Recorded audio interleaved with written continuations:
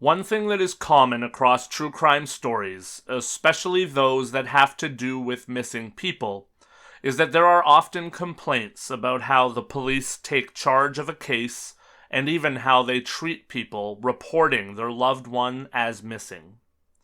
It is a sad reality, as we have covered here on the podcast, that certain things like race, class, and gender can make a difference on how a missing person's case is looked at and how much manpower is put into the investigation. This week, we're going to talk about a case that showed the alleged ineptitude of the police when an adult male was reported missing, and the way that the family stepped up in a big way to push for legislative changes so that other families would not have to go through what they had already been put through.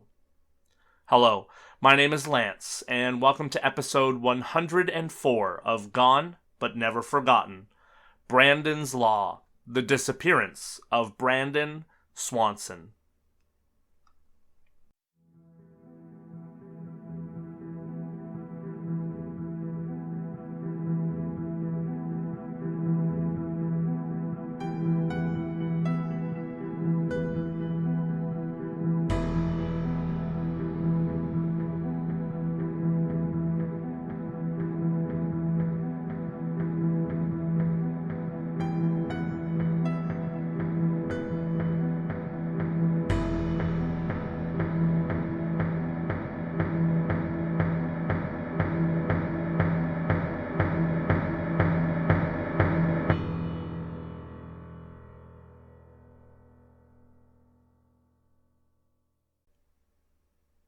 Brandon Swanson was born on January 30th of 1989 in Marshall, Minnesota, to his parents Annette and Brian Swanson. Brandon was a 19-year-old male and a college student at Minnesota West Community and Technical College, where he was taking a wind turbine program and taking his classes in Canby, Minnesota. On May 13th of 2008, Brandon was out with friends and celebrating the end of their spring semester, and Brandon was having the night of his life. Brandon would attend two different parties, the first in Lind, Minnesota, and the second in Canby, Minnesota. Friends of his would report that he had been drinking that night, but that he did not look or act visibly intoxicated when he was leaving to head home to Marshall. He left the party in Canby with the familiar 35-mile drive home ahead of him just before midnight, and for some reason, likely because he had been drinking, he chose to take the side roads home rather than get onto the interstate. Along his drive, however, he had driven his Chevrolet Lumina off the road and into a ditch. Brandon would call his parents and tell them of the predicament that he was in, saying that there wasn't any damage to the car and he was fine, but that he was unable to get the car out of the ditch. As any parents would, Annette and Brian got into their pickup truck and stayed on the phone with Brandon as they tried to figure out exactly where he was. He told his parents that he believed that he was near the city of Lind, and he said that he saw lights off in the distance that he believed was the small town. So, his parents set out to try and locate him. Both Brandon and Annette and Brian agreed to flash their lights if they saw any other vehicles so that they would know that they had spotted one another. After quite some time passed, everyone was starting to get frustrated because Annette and Brian were unable to locate Brandon, and finally Brandon said that he was going to start walking towards the lights in the town that he believed was just off in the distance. He told his father to meet him at a particular parking spot in Lind, and they would meet up there because it seemed easier than the search that was not proving to be fruitful. As he walked, Brandon stayed on the phone with his parents. The calls did drop from time to time because of spotty cell reception, but Annette and Brian continued to call back and stay on the line as best they could. However, approximately 45 minutes into the call, Annette and Brian would hear Brandon say, "Oh shit," and then there was silence on the other end of the line. Annette and Brian stayed on the line for a short time and then hung up and tried to call Brandon back multiple times, but those calls were to no avail. That would be the last time that Brandon was ever heard from, now just over 25 years ago. Brian and Annette would waste no time in getting to local law enforcement at this point. Once they determined that Brandon was not going to make it to the place that they had agreed to meet, they decided that they needed to report him as missing, especially after the expletive that they had heard come out of his mouth. So, at 6:30 a.m., they reported Brandon as missing. However, as I alluded to off the top, the police didn't seem to take too much concern with what Brian and Annette were saying. Officers allegedly told them that it was far from unusual for 19-year-old men to be out late and partying after the end of a school semester. Even though Brian and Annette explained everything to the police, they simply took the stance that everything would be fine. One officer even allegedly said that Brandon had the right to be missing since he was finished that second semester. And so, frustrated beyond belief, the family started to search for Brandon, at first on their own. Finally, later that morning, the Lind Police Department did join in the search. The problem was that the search was largely taking place in the area that Brandon thought that he had driven his car off the road.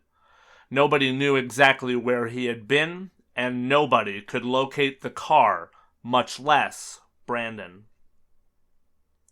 The Lyon County Sheriff's Office realized that searching aimlessly as they were was going to prove fruitless, and instead they obtained Brandon's cell phone records with hopes that the information would narrow down the search area that they would be looking for Brandon within. Those records revealed that Brandon had not been where he believed that he was. In fact, it wasn't even close. He had in fact been speaking with his parents from the vicinity of Taunton, along Highway 68. Brandon had been 25 miles, or 40 kilometers, away from Lind, Minnesota. With that new information, the search efforts were of course moved to that area of the state, and Brandon's car was found not too long afterwards. The car was in a ditch that was off a gravel road along the Lincoln County line.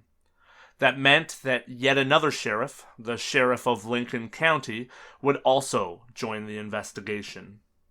He would let the media know that Brandon had run his Lumina along the top of an incline at the edge of the road, and that even though there was not any serious damage to the vehicle whatsoever, because of the way that the car had stopped and rested, the wheels were not touching the ground, and that was why Brandon was not able to get the car back on the road.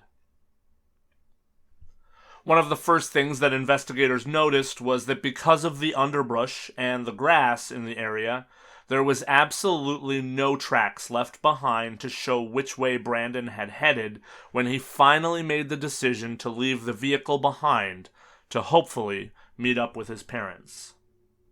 Investigators also noticed that from not too far from where the car was left, you could see the Taunton, Minnesota grain elevator. The grain elevator had a light atop it, and it was believed that from far in the distance that was what Brandon may have thought those lights were when he thought he saw the lights of Lind, Minnesota.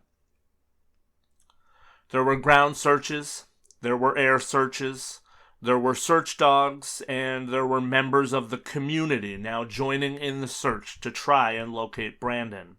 Or, at the very least, evidence of where Brandon had gone after the line went dead with his parents. The search dogs came across Brandon's scent and carried that for roughly 3 miles along dirt roads until Brandon's scent met up with the Yellow Medicine River.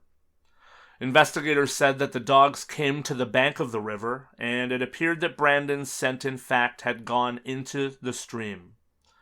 As such, a water search would also commence, searching for any evidence that Brandon was around or that he had been there.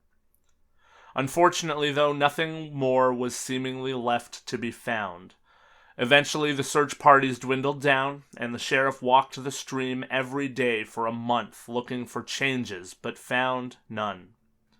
The water in the area had been as deep as 10 feet in some places on the day that Brandon had gone missing, so there was certainly great power and many questions to be answered.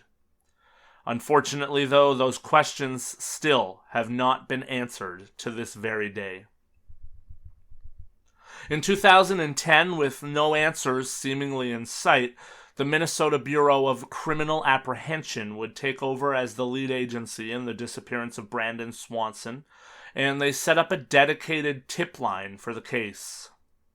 That tip line has now garnered over 100 tips in the time that it's been active, but sadly none of those tips have gotten anyone any closer to bringing Brandon home or bringing closure to the case.